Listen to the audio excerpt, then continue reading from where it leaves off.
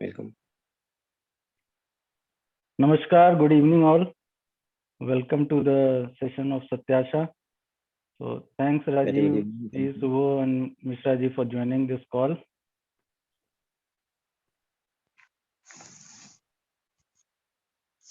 Welcome Gayatri ji, and thanks a lot to you also for giving us a chance to have this session.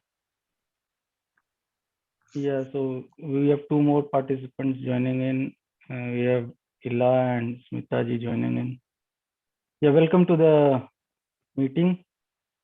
Thanks for joining. नमस्कार। So ज़्यादा समय न लेते हुए let's start. If any discussion topic you want to bring up, please go ahead.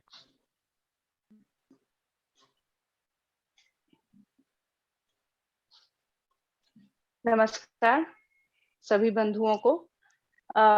नमस्कार। आज हाँ बोलिए, आपकी आवाज आ रही है, बोलिए। हाँ जी, आज का मेरा ये क्वेश्चन था कि हिंदू धर्म में जो मूर्ति पूजा होती है तो उस पूजा का क्या तात्पर्य है। कुछ कहते हैं हमें निराकार पर ब्रह्म की पूजा करनी चाहिए, कुछ कहते हैं मूर्ति को रख कर पूजा करनी चाहिए, फिर उसका विसर्जन हो जाता। तो ये क्या है, इसका आशय क्या है। और इसी पे कबीर जी ने बोला था, पाथर पूजे हरि मिले तो मैं पूजू पहाड़, जाको से चाकी भली पीस खाए संसार। तो सबके अलग अलग मत है, तो आप इस पे क्या कहना चाहेंगे, कुछ प्रकाश डालेंगे।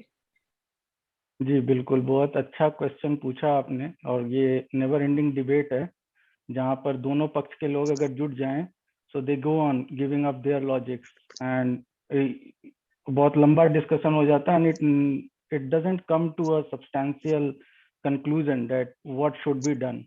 तो आज से नहीं, वैदिक काल से ये चला आ रहा है, उससे पहले से भी चला आ रहा है। तो आपने कबीर जी के एक दोहा पढ़ा, तो वो बेसिकली हिंदुओं की या कहें जो मूर्ति पूजा थी उस पर कटाक्ष था, लेकिन कबीर साहब ने कई और कटाक्ष किए हैं। और उन्होंने एक कटाक्ष ये भी किया है कि कांकर पाथर जोड़ी के मस्जिद लई चुनाए, ताचड़ी मुल्ला बांग दे क्या बहरा हुआ खुदाए।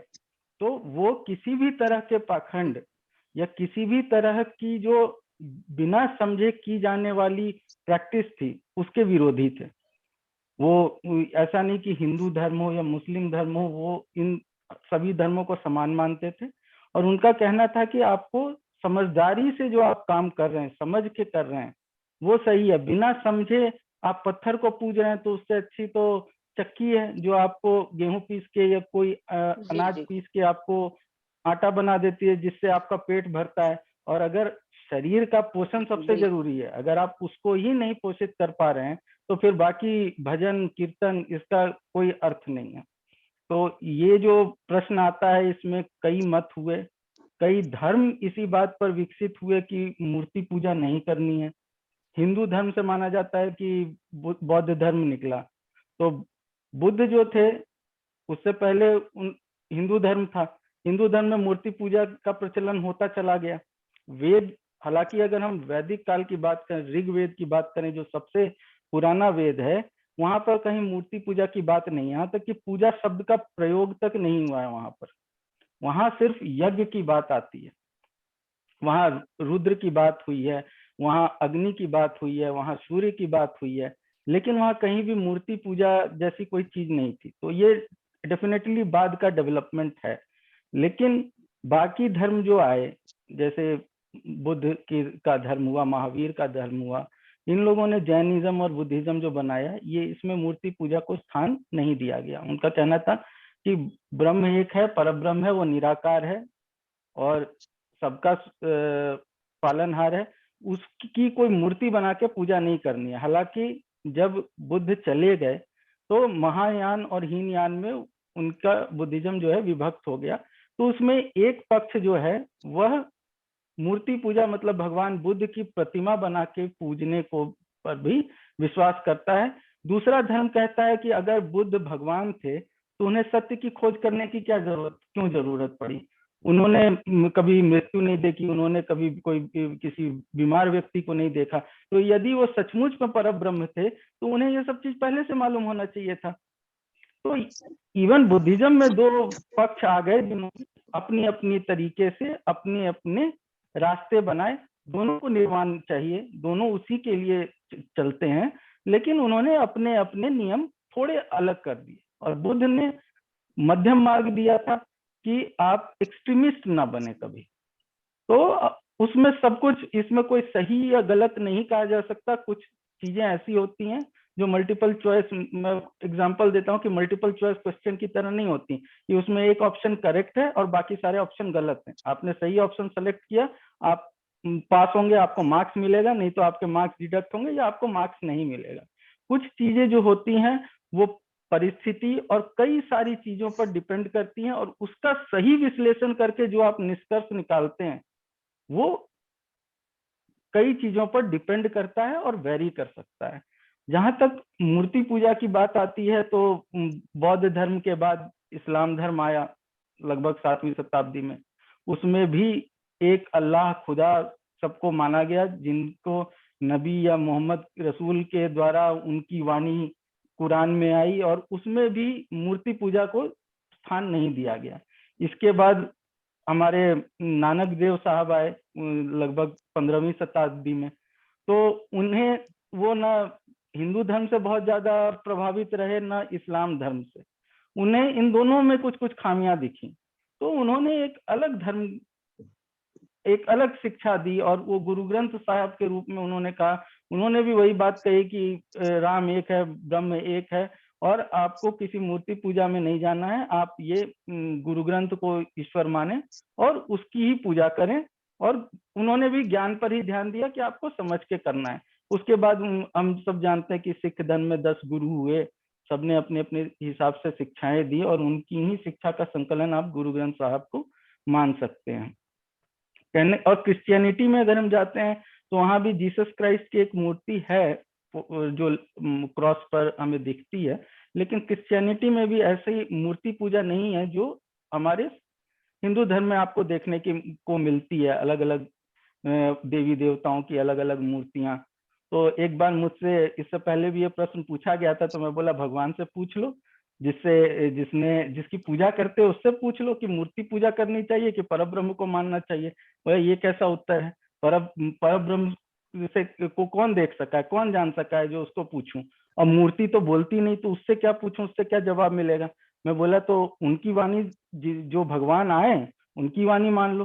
तो भगवान की वाणी मानी गई गीता। गीता मैं हर बार गीता लेकर आता हूँ, क्योंकि अगर कोई भी क्वेश्चन है उसका आंसर ढूंढना हो तो वहां मिल जाता है, और मुझे सबसे लॉजिकल आंसर लगता है वो। तो यहाँ भी मैं एक छोटा सा एग्जांपल देना चाहूंगा कि गीता में भी ये प्रश्न आया है।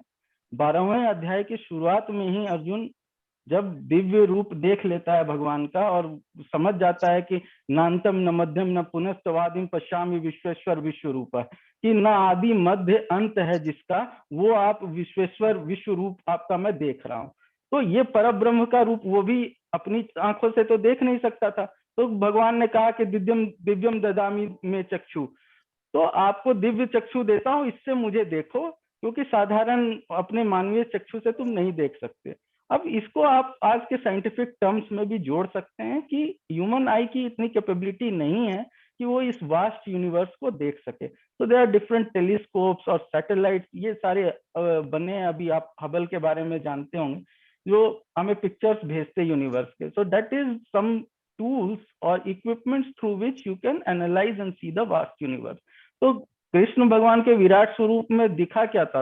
वस्तुतः यूनिवर्स की ही एक झलक मिली थी अर्जुन को, जिसमें हजारों सूर्य हैं, हजारों चंद्र हैं, सारे लोग उसी में घुस रहे हैं, आ रहे हैं, जा रहे हैं, सब कुछ वहीं पर दिख रहा है। तो आप यूनिवर्स को ही एक तरीके से भगवान कृष्ण के विश्व रूप में उसे देखने को मिला। ये सब देखने के बाद अब अर्जुन के मन में प्रश्न आता है कि आपको सगुण रूप में भजने वाले लोग ज्यादा अच्छा है, आपको प्रिय है, या जो आपको परब्रह्म निर्गुण निराकार रूप में भजते हैं वो आपको अधिक प्रिय हैं? गीता के 12वें अध्याय भक्ति योग कहा गया, तो उसकी शुरुआत इसी श्लोक से होती है। और इसके उत्तर में भगवान कृष्ण कहते हैं कि जो सगुण रूप में मुझे भजते हैं वे भक्त मुझे अति प्रिय हैं। और इसके ठीक अगले श्लोक में कहते हैं, लेकिन जो मुझ निर्गुण निराकार पर ब्रह्म को सत्य मानकर सब कुछ जानकर भजते हैं वो भी मुझे ही प्राप्त होते हैं। अब कई लोग कहते हैं कि गीता में भगवान कृष्ण ने ऐसी ट्विस्टेड बातें कही हैं कि एक क्लियर चीज, कोई पिक्चर नहीं दिया उन्होंने दोनों बातें कह दी। अब इसमें भला किसको माने? एक बार कह रहे हैं कि ये प्रिय हैं और दूसरे में कह रहे हैं कि जो परब्रह्म को पूजते हैं वो भी मुझे ही प्राप्त होते हैं। तो अब इसमें डिसाइड कैसे करे व्यक्ति? तो ये 20 श्लोक हैं गीता के 12वें अध्याय में, भक्ति योग में 20 श्लोक हैं और उसमें इसी चीज को बताया गया। एक बार ऐसा ही एक प्रसंग आया था, मेरे पिताजी जा रहे थे, रास्ते में मंदिर पड़ा एक, तो रुककर उन्होंने हाथ जोड़ लिए। उसी वक्त एक परिचित जा रहे थे। अब वो कहे, आप तो, मेरे पिताजी संस्कृत के प्रोफेसर रहे और प्रवचन आदि में भी रहे काफी, तो उन्होंने कहा कि आप तो परब्रह्म की बात करते हैं, वेद बताते हैं लोगों को, यही भगवान है जो यहाँ हाथ जोड़ के झुका रहे हैं। तो एक वाक्य में पिताजी ने यही आंसर दिया था पापा ने कि जिसको यहाँ नहीं दिख रहा है उसको कहाँ दिखेगा। तो कहने का तात्पर्य यह है कि ब्रह्म तो सब जगह है, लेकिन आप उसको कहाँ देख रहे हैं, कैसे देख पा रहे हैं, ये आपकी कैपेबिलिटी पे निर्भर करेगा। तो अर्जुन की ये कैपेबिलिटी नहीं थी, कृष्ण भगवान को पता ये देख नहीं सकता विश्व रूप। वैसे ही हम में से किसी की कैपेबिलिटी नहीं है कि हम वास्ट यूनिवर्स को अपनी आंखों से देख के समझ सकें। हम देख नहीं सकते, उतनी कैपेबिलिटी नहीं है। तो आप जितना तक देख सकते हैं वो आपकी सीमा आप खुद निर्धारित कीजिए। आप अपनी सीमा को बढ़ा सकते हैं, आप उस परब्रह्म तक भी जा सकते हैं। लेकिन एक व्यवस्था बताई भगवान कृष्ण ने, या उसके बाद विवेकानंद ने भी इसी पर चर्चा की कि बाकी जो धर्म है वो आपको एक कोट,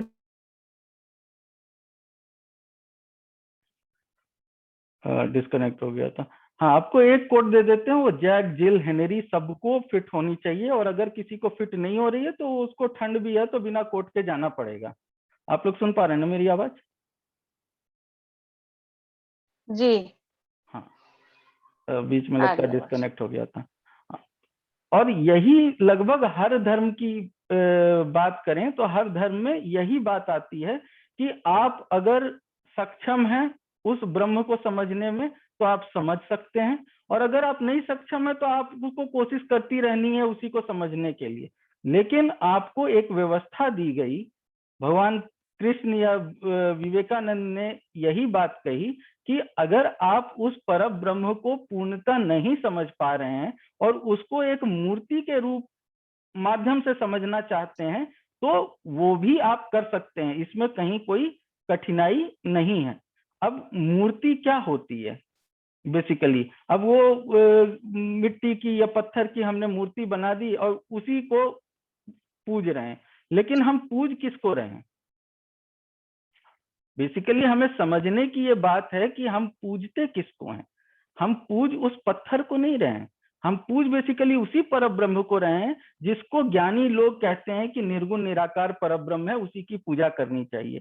पूजा हम, मूर्ति पूजने वाला व्यक्ति भी उसी की पूजा करता है, लेकिन अगर वो भ्रम में आकर सिर्फ मूर्ति को ही भगवान समझ रहा है, क्योंकि सगुण रूप का अर्थ है जो कुछ भी प्रत्यक्ष है, उसमें आपके वृक्ष भी आते हैं, पर्वत भी आते हैं, पहाड़ भी आते हैं, सूर्य भी है, चंद्रमा भी है, यहां तक कि हर एक व्यक्ति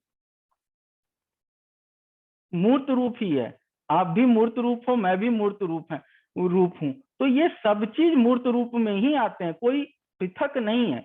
अब इसमें किसको पूजना है ये निर्धारित करने के लिए हमारे पास समझदारी है कि हमें किसे पूजना है। अब जो बाकी बातें आती हैं कि मूर्ति पूजा नहीं करनी है, सिर्फ परब्रह्म को मानना है, एक ब्रह्म है, ये कुछ ऐसी ही बात हो गई कि अपनी आंखों से आपको सूर्य को देखना है। अगर आप नहीं देख सकते तो इसका मतलब है कि आपको और कोई ऑप्शन नहीं दिया गया।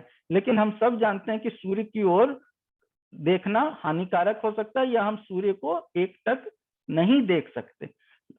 उस मामले में मूर्ति पूजा ये ऑप्शन प्रोवाइड करती है कि आप सूर्य को डायरेक्ट ना देख के एक पानी का पात्र ले लें, एक कंटेनर, उसमें सूर्य की परछाई आएगी, आप उस परछाई को देख सकते हैं। और ये बात कई जगह आती है कि हर घट में भगवान है, मीन्स आप बहुत सारे जल के पात्र रख दें, सब में सूर्य का रिफ्लेक्शन आ रहा है, तो सब में वही सूर्य है, लेकिन सूर्य उसके अंदर होके भी वहां नहीं होता, तो आप ये समझ पाएंगे। तो समझने के लिए, सब चीज को अपनी दृष्टि में लाने के लिए मूर्ति पूजा एक साधन है। और वो ये भी हमें बताता है कि जैसे हमारा जीवन कहा जाता है मिट्टी की काया है, माटी का है चोला, माटी में मिल जाने वाला है। तो मूर्ति पूजा आपको उस चीज का आभास कराती है कि मूर्ति को हम बड़े श्रद्धा से लाते हैं, स्थापित करते हैं, उसकी पूजा होती है, फिर उसका विसर्जन होता है। लेकिन आप देखेंगे कि मूर्ति पूजा के पश्चात विसर्जन भी एक हर्षोल्लास का विषय होता है। कोई रोता या दुखी होता हुआ मूर्ति का विसर्जन नहीं करता है। तो मूर्ति पूजा हमें इस बात का भी ज्ञान कराती है कि मृत्यु जो है वो कोई बहुत दुख की चीज नहीं है जिसके लिए जनरली लोग दुखित हो जाते हैं, इमोशनल हो जाते हैं। क्योंकि जो जैसे आप भगवान की मूर्ति का विसर्जन कर रहे हैं, आपको पता है कि ब्रह्म तो है, वो देवता तो पर ब्रह्म परमात्मा तो वही है, वो कहीं जा नहीं रहा, उसको हम मूर्ति रूप में लाए थे, उसकी पूजा की हमने, अब उसको हम विसर्जित कर दे रहे हैं। उसी प्रकार जो अद्वैत सिद्धांत वेद का आया कि मनुष्य और ब्रह्म एक है, यही अद्वैत सिद्धांत में शंकराचार्य ने सबको बताया।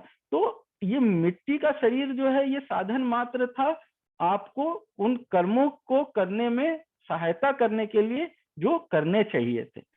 और इस मिट्टी की काया के मिट जाने के बाद भी आप उसी ब्रह्म के अंश से, और वो ब्रह्म सदा विद्यमान है, तो आप कहीं नहीं जाते। ये कोई शोक का विषय नहीं है। ये गीता में भी भगवान कृष्ण ने अर्जुन को कहा कि तुम कोई शोक करने वाली चीज पर शोक नहीं कर रहे हो, तुम अज्ञानतावश ऐसी बातें कर रहे हो, लेकिन अगर तुम सत्य जानोगे, समझोगे, तो तुम्हें पता होना चाहिए कि आत्मा जो है अमर है, अनंत है, और वो ब्रह्म का ही रूप है, तो वो कहीं नहीं जा रही। ये शरीर भी नष्ट हो जाता है, लेकिन ये समाप्त नहीं होता। ये पंच तत्व में हम कहते हैं कि पंच तत्व में विलीन हो गया, मीन्स वो है तो पंच तत्व में मिला हुआ, कहीं इस फॉर्म में नहीं है, किसी और फॉर्म में। तो उसी पर ये भी श्लोक आया कि वासांस जीर्णानि यथा विहाय नवानि गृह्णाति नरोपराणि या नैनम छिन्दन्ति शस्त्राणि नैनम दहति पावक न च क्लेदयन्ता पुनः शोष्यति मारुतः। तो ये सारी बातें इसी चीज को डिस्क्राइब करने के लिए आई कि वो परब्रह्म कहीं नहीं जाता, या परब्रह्म कभी जन्मता नहीं, कभी मरता नहीं, वो सदैव विद्यमान है, और उस परब्रह्म से बाहर हम में से कोई भी नहीं। तो अगर मैं हूं तो मैं भी एक मूर्त रूप हूं। तो मूर्ति पूजा में कहीं पर भी ऐसा नहीं है कि कुछ गलत है, लेकिन हाँ आपको एक मर्यादा रखनी है, एक सीमा रखनी है, और वो समझ के वो पूजा करनी है। और यज्ञ से अगर हम पूजा की ओर आए तो उसका मुख्य कारण यही था कि परब्रह्म को समझना सबके लिए इतना सरल नहीं है। वो गीता में भी भगवान ने कहा कि जो ज्ञानी जन है वो आसानी से समझ सकते हैं, वो बिना देखे भी उसको एक्सप्लेन कर सकते हैं, एनालाइज कर सकते हैं। लेकिन चूंकि ये सबके लिए उतना सरल नहीं है इनिशियल स्टेज में, तो आप अगर इस माध्यम से भी जाते हैं तो भी आप वहीं पहुंचेंगे, और आपको अपना ज्ञान परिष्कृत करते रहना। You have to always enhance your knowledge, your understanding. और जितने आप अपनी अंडरस्टैंडिंग और नॉलेज को बढ़ाते जाएंगे, उतना आप चीजों को बेहतर समझेंगे। और इसलिए विवेकानंद ने भी एक बात स्पष्ट कही थी कि मूर्ति पूजा कोई खराब चीज नहीं है, वो एक खूंटे के समान है जिसपे कोई व्यक्ति अपना विश्वास टांग सकता है, वो विश्वास अपना जोड़ सकता है। और किसी व्यक्ति को अगर उस खूंटे की जरूरत नहीं है तो वो किसी को बाध्य न करे कि आगे वाला व्यक्ति भी खूंटा न गाड़े या उस पर अपना विश्वास स्थापित न करे। लेकिन साथ में ये ध्यान रखने की बात है कि ये सिर्फ आपके ज्ञान के परिमार्जन या आपके ज्ञान को बढ़ाने के लिए, इसमें किसी तरह का आप आडंबर न लाएं, इसमें किसी तरह का दिखावा न हो, और आप ज्ञान को बढ़ाने के लिए प्रेम पूर्वक अगर मूर्ति की या किसी पत्थर की के रूप की पूजा करते हैं तो उसमें कोई दिक्कत नहीं है। और अभी भी आप देखेंगे, अभी भी हम कहीं जाते हैं या कोई भी कहीं जाते हैं तो हम लोग पिक्चर्स लेते हैं। वो पिक्चर्स क्या होते हैं? वही एक मेमोरी के लिए हम वो पिक्चर्स लेते हैं, राइट। अब अगर वो पिक्चर्स ही ना हो, मोहनजोदाड़ो या सिंधु घाटी सभ्यता की पहचान उस समय के शिल्प से, पत्थर पे मूर्तियां जो थी उनसे हुई। तो अगर इस तरह की चीजें हम अपने साथ ना रखें या हम ना छोड़ के जाएं तो कोई पहचान नहीं हो। अगर कोई व्यक्ति गुम हो जाता है तो अगर किसी ने देखा है तो ही उसको ढूंढ सकता है, जिसने नहीं देखा तो उसके लिए उसकी कोई फोटो आप लेके जाते हैं, वो भी एक मूर्त रूप ही है। मूर्त रूप का यह मतलब नहीं है कि जो मिट्टी या मूर्ति का ही बना हो, वो भी फोटो भी हम अपने पूर्वजों का फोटो घर पर रखते हैं या उनको आगे शीश झुकाते हैं। या आपने सुना होगा कि लंदन में म्यूजियम है जहाँ पर आपके मोम से बनाए जाते हैं सारे लेजेंड्स के पुतले बनाए जाते हैं और रखे जाते हैं। तो ये भी एक तरह का मूर्त रूप है और वो हमें एक तरह से वो हेल्प करता है समझने में, लोगों को और जानने में, साथ ही हमें वो इंस्पायर करता है। तो ये सारे पर्पस हैं जिसकी वजह से ये मूर्ति पूजा बहुत समय से चली आ रही है। इसमें कुछ गलत नहीं है, लेकिन हाँ बात वही है कि समझ के करना है। अगर मेरा उत्तर आपको अपने प्रश्न का उत्तर मिल गया हो तो अच्छा है, वरना अगर आपको जी कुछ जी, और बड़े ही सरल शब्दों में आपने विवेचना की, धन्यवाद।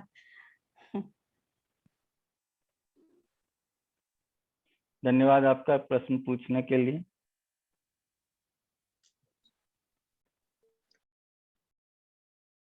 मेरी बातों पर अगर कोई और कुछ अपनी टिप्पणी या कोई व्याख्या या कुछ देना चाहे तो स्वागत है, या कुछ पूछना चाहें। गायत्री जी, मैं भी इस बारे में थोड़ा सा बोलना चाहता हूँ कि जैसा इला बहन जी ने पूछा हमसे कि क्या हमें मूर्ति पूजा करनी चाहिए या नहीं, तो ये हमारे स्वयं के अनुभव पर ज्यादा आधारित होता है कि हमें क्या आसान लगता है। वैसे तो व्याख्या आपने सारी अच्छे से कर ही दी है, क्योंकि जब हम एक चित्र के ऊपर या मूर्ति के ऊपर अपने ध्यान को केंद्रित करते हैं तो वो ज्यादा आसान होता है। तो बाकी जी वही अपने वही अपने बात जी।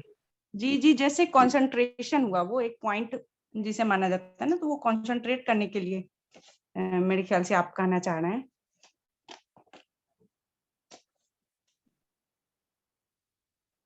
हेलो, हाँ राजीव जी म्यूट पे हैं। तो बेसिकली वही बात आई कि किसी एब्स्ट्रैक्ट चीज पर कंसंट्रेट करना डिफिकल्ट होता है, या किसी सारे लोग नहीं समझ सकते, नहीं कंसंट्रेट कर सकते, तो इसलिए एक व्यवस्था दी गई, एक ऑप्शन दिया गया। और ये हम देखेंगे कि बाकी जगह ऑप्शंस नहीं है, आपको ये करना है और यही करना है, लेकिन यहाँ आपके पास ऑप्शंस दिए गए। और जीवन में ऑप्शंस होना बहुत जरूरी है। अगर आपके पास ऑप्शंस होता है तो आप कभी नेगेटिविटी या डिप्रेशन में नहीं जाएंगे। जब आपके पास कोई ऑप्शन नहीं होता तभी ये चीजें आप पर हावी होती हैं। तो अगर मुझे परब्रह्म नहीं समझ में आ रहा या नहीं दिख रहा तो मेरे पास कोई ऑप्शन नहीं है कहीं, लेकिन यहाँ आपको एक ऑप्शन दिया जा रहा है, तो उसको समझना है। और वो मूर्त रूप, जैसा मैंने बताया, सभी लोग मूर्त हैं, मैं भी मूर्त हूँ, आप भी मूर्त हैं, सभी मूर्त हैं। तो उसको समझना है कि उस ब्रह्म से बाहर कुछ नहीं है, आप उसके एक अंश को या उसके एक रिप्रेजेंटेशन को लेके आप फॉलो कर रहे हैं या चल रहे हैं, पहुंचना आपको अल्टीमेटली उसी ब्रह्म तक है।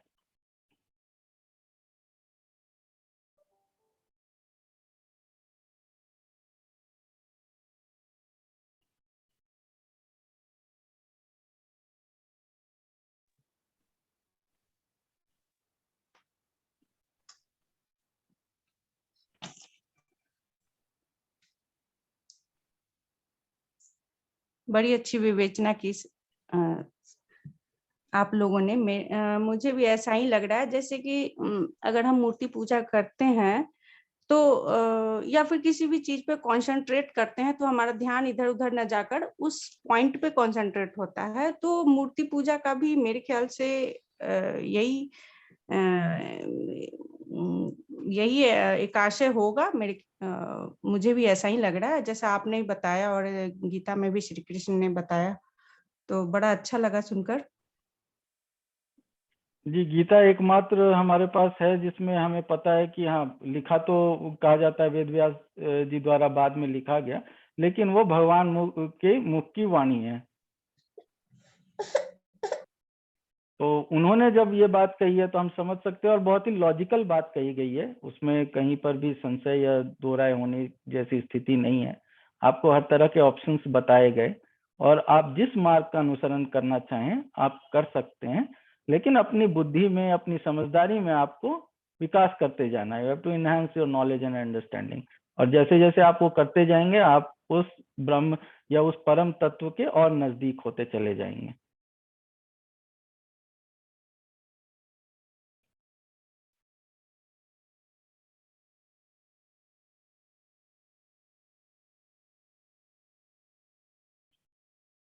और कोई कुछ कहना चाहते हैं, कोई डिस्कशन पॉइंट लाना चाहते हैं? जी, भागवत गीता की बात चली है, तो भागवत गीता में अर्जुन ने कहा था, अयाति श्रद्धा उपेत योगात चलित मानस अप्राप्य योग संसिद्धिम काम गतिम कृष्ण गच्छ।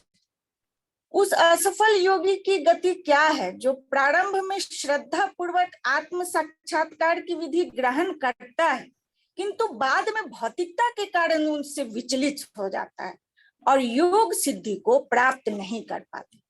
तो कृपया मेरा मार्गदर्शन कीजिए कि योग सिद्धि पहले ये क्या है, और अगर किसी का मन सच में कंसंट्रेट नहीं कर पा रहा है, वो अपने आत्मचिंतन में नहीं जा पा रहा है, तो किस तरह से योग सिद्धि को प्राप्त किया जाए?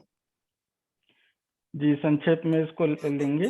जैसे योग शब्द युज शब्द धातु से आया है, जिसका मतलब है यूनियन, जोड़ना। ठीक है, तो अब योग के बारे में भगवान कृष्ण ने कह दिया, योगः कर्मसु कौशलम, योग आपका कर्म में कुशलता है। और ये जो प्रश्न अर्जुन ने पूछा, इसका भी भगवान ने उत्तर दिया है कि जो योग से जुड़ा रहेगा उसका ऐसा नहीं कभी पतन या नाश होता है। ठीक है, वो भटक रहा है, लेकिन चूंकि वो योग से जुड़ा है, वो इनडिफरेंस समझ रहा है अपना और with universe, with Brahm, so he will ultimately be on the right path. तो वो कहीं विचलित हो सकता है, पथ भ्रष्ट नहीं हो सकता, क्योंकि विचलित होने के लिए आपके पास बहुत सारी चीजें जब आती हैं, तो जब आप डिसाइड नहीं कर पाते, दो चार चीज में आपको टाइम लगता है, वो विचलित होने की स्थिति है। लेकिन आप, चूंकि आपके पास नॉलेज है, तो धीरे धीरे एनालिसिस करने के बाद या किसी एक मार्ग पे थोड़ी देर चलने के बाद आपको ये लग जाता है, ये आभास हो जाता है कि नहीं, ये सही नहीं है, मुझे दूसरा ऑप्शन ट्राई करना चाहिए, और अल्टीमेटली आप सही रास्ते पर पहुंच जाते हैं। तो योग को जो पहले जब चित्त विचलित होता है तो फिर ध्यान नहीं लगा पाते इंसान। मैं वही कह रहा हूं कि जब आप विचलित हो रहे हैं तो आप एक रास्ते पर तो चलेंगे जिस पर भी आप चल रहे हैं, लेकिन चूंकि आपके पास उसने वो योग का ज्ञान ग्रहण किया हुआ है, तो उसको आभास हो जाता है, तुरंत नहीं होता, धीरे धीरे हो जाता है, और फिर वो सही मार्ग पर पहुंच जाता है। तो उसको भी गीता में भगवान कृष्ण ने यही समझाया कि ऐसा नहीं है कि उसका नाश हो जाता है, पतन हो जाता है, वो धीरे धीरे सही रास्ते पर आ जाता है। अब जो ज्ञानी है वो कभी गलत नहीं करते, ऐसा कहा जाता है, माना जाता है, क्योंकि वो ज्ञान में ही स्थित है। जो आपका कहा गया कि जो अपनी आत्मा और ब्रह्म के बीच में डिफरेंस को नहीं मानते, समझ जाते हैं, वो स्थित प्रज्ञ वाली स्थिति में पहुंच जाते हैं। तो जो स्थित प्रज्ञ है वो कभी विचलित नहीं होते, लेकिन बाकी में विचलन हो सकता है, लेकिन वो स्थायी नहीं होता। और योग का यही है, एक तो कर्म में कुशलता योग है, दूसरा इनडिफरेंस को समझना। तो जब आप सब में इनडिफरेंस समझ जाते हैं तो आप गलत नहीं करते, क्योंकि अपनी शरीर को नुकसान पहुंचाने के समान ही आप दूसरे को नुकसान पहुंचाना समझेंगे तो आप दूसरे को क्षति नहीं पहुंचाएंगे। तो वो इनडिफरेंस समझना जरूरी है। जो इस बेस को लेके चलता है वो विचलित कहीं हो सकता है, लेकिन वो धीरे धीरे सही रास्ते पर, सही स्थिति में आ जाता है। जी जी, काफी अच्छी बात कही आपने। और इसमें फिर आगे बात आती है, हर बार यही बात होती है कि अभ्यास जरूरी है, उसमें अभ्यास का होना जरूरी है, क्योंकि असंशय महाबाहु मनो दुर्निगृहम चलम अभ्यासेन तु कौन्तेय वैराग्यम च गृह्यते। तो अभ्यास और वैराग्य, वैराग्य का अर्थ यह है आपको कामना नहीं रखनी है, कर्म करते जाना है। कामना न रहेगी तो कर्म क्यों करेंगे? तो जो कामना है वो ऐसी कामना है जो लौकिक या भौतिक नहीं है, क्योंकि जो भौतिक है वो कहीं आपके साथ नहीं जाने वाला, कोई उसको लेके नहीं जाता, वो सब यहीं रहता है। तो जो लोग इस ज्ञान के साथ कर्म करते हैं उन्हें कोई भौतिकता या कोई अटैचमेंट नहीं रह जाता, और फिर वो सही काम करते हैं। तो विचलित हो सकता है व्यक्ति, कभी धर्म संकट आ जाता है, कभी दुविधा की स्थिति आ जाती है, तो विचलित हो सकते हैं लोग, लेकिन जब आप अभ्यास करते जाते हैं तो धीरे धीरे ये स्थितियों पर नियंत्रण होता जाता है आपको, और आप ऐसी स्थिति में जो स्थित प्रज्ञ वाली स्थिति है वहां पहुंच जाते हैं। तो स्थित प्रज्ञ वाली स्थिति में जब पहुंच जाएंगे तब ये विचलित होने वाली स्थिति नहीं आएगी। तो वो अर्थात हमें अभ्यास करते रहना जरूरी है और तभी इन चीजों पे हम विजय प्राप्त कर सकते हैं। जी बिल्कुल। जी जी।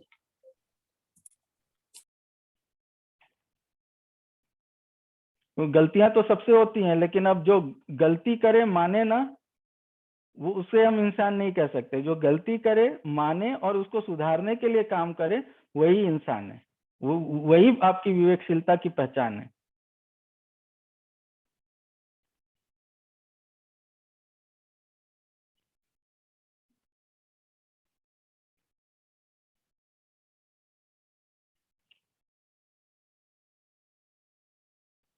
So I'll try to close this now.